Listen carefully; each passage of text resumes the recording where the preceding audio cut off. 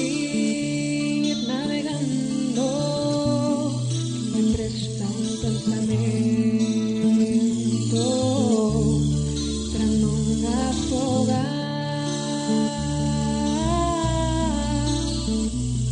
a deriva.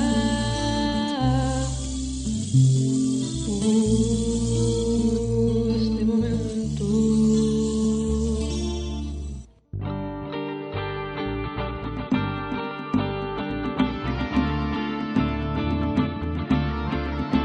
unha tribo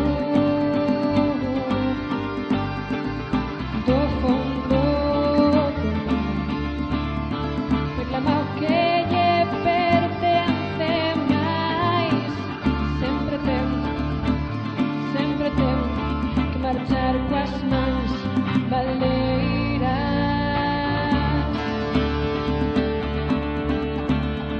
Pero ti quizás ti teñas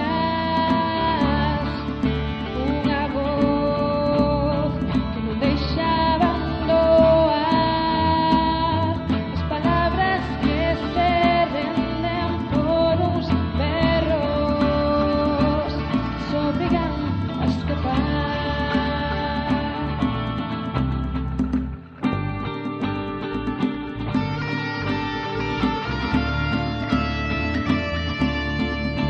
Eso te